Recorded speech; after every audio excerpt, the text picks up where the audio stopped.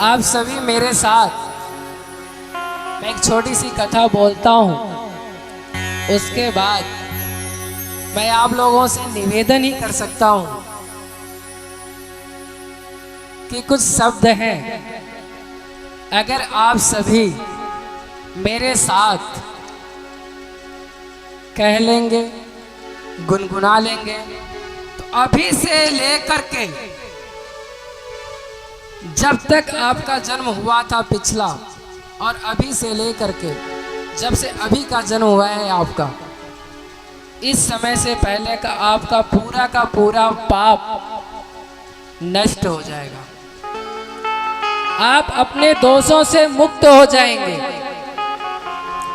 क्योंकि ये मैं नहीं कह रहा, ये शास्त्र कहते हैं, ये वेद कहते हैं, ये उपनिषद कहते हैं। आप सभी को पता होगा कि शिव जी की परिक्रमा की जाती है, या हम किसी भी मंदिर में जाते हैं तो उनकी परिक्रमा की जाती है।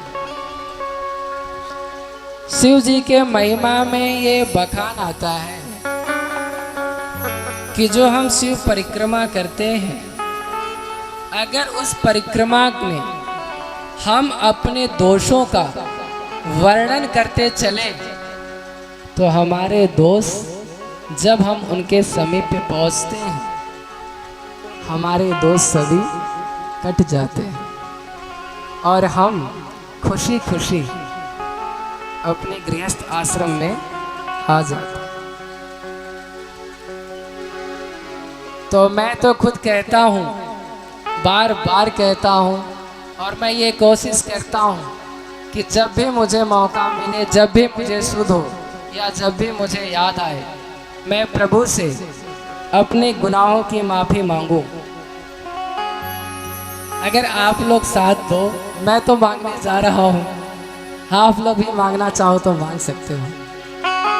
अपने अपने कान पकड़िए और कहिए, हे प्रभु, मुझसे अगर जीवन में कोई भूल हुई हो तो मुझे माफ कर दो। जाने अनजाने में भी अगर हमने किसी का दिल दुखाया हो तो प्रभु मुझे माफ कर दो। हम नहीं चाहते, फिर भी हम किसी ना किसी का दिल दुखा देते हैं। प्रभु मुझे माफ कर दो।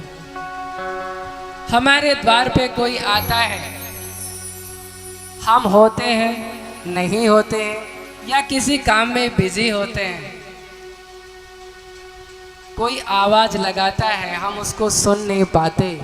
प्रभु मुझे माफ कर, क्योंकि कहते हैं प्रभु किस रूप में हमारे समक्ष, हमारे द्वार पे आ जाए, हमें ये पता नहीं होता। इसलिए हम आपसे निवेदन करना चाहते हैं, मंत्र सभी एक तरफ, जब कभी भी आप मंदिर में जाएं, आरती भजन करें, इसमें आप जो भी और जोड़ना चाहें जोड़ सकते हैं। अगर आप दो चार बातें कह सकते हैं कि प्रभु मेरे, मुझे मत बिसराना, मनुष्य तन पाया है तुम्हें पाने के लिए, प्रभु मुझे मत बिसराना। मेरी क्या औकात मैं किसी को कुछ दान दे सकूं, तुम तो त्रिपुरारी हो मेरे मालिक, तुम जो चाहोगे वही होगा, तुम जो चाहोगे वही होगा। इसलिए सिर्फ निवेदन है, प्रार्थना है, अनुरोध है कि मेरे द्वार से कभी कोई भूखा प्यासा ना जाए, मेरे से कोई गलती ना हो, अगर गलती हो तो मुझे उसका दंड दो, और साथ ही साथ हे मेरे प्रभु, हे मेरी माँ, मुझे उसे सहने की ही शक्ति दो। क्योंकि हम बहुत दुखी हो जाते हैं और कहते हैं पता नहीं हमने कौन सा पाप किया था जिसका दंड मुझे भोगना पड़ रहा है। तो जब हमारे पास शक्ति होगी तभी हम अपने पापों का दंड भोग पाएंगे, अन्यथा असहाय हो जाते हैं।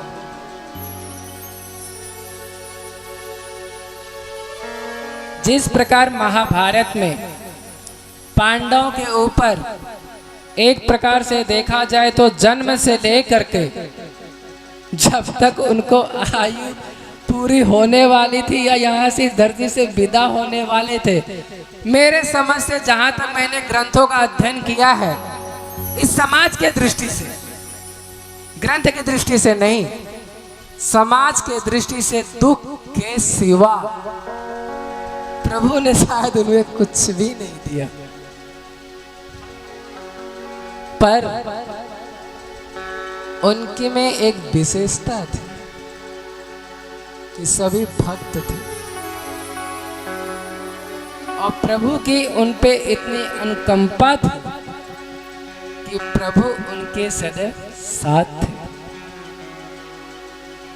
कहते हैं कलयुग केवल नाम आधारा, यानी कलयुग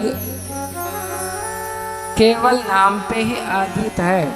अगर हम नाम भी ले लें, मंदिर ना जाए, मस्जिद ना जाए, गुरुद्वारे ना जाए, तो भी हमें फल मिलता है। ऐसा नहीं है कि प्रभु मंदिर में ही है, हमारे दिल में है। जो हमारी धड़कनें हैं यही प्रभु है। हम जब कभी किसी से झूठ बोलते हैं तो एक अंदर से आवाज आती है कि तू झूठ बोल रहा है, फिर भी हम उस झूठ को सच करने के लिए सदैव एक झूठ पे दो चार झूठ और जोड़ करके अपनी बातों को सत्य करते हैं। ऐसा ही झूठ सती ने शिव जी से कहा था, जो कि अंतर्यामी है, त्रिपुरारी है, जगत के पालन करता, संहार करता, सब कुछ वही है।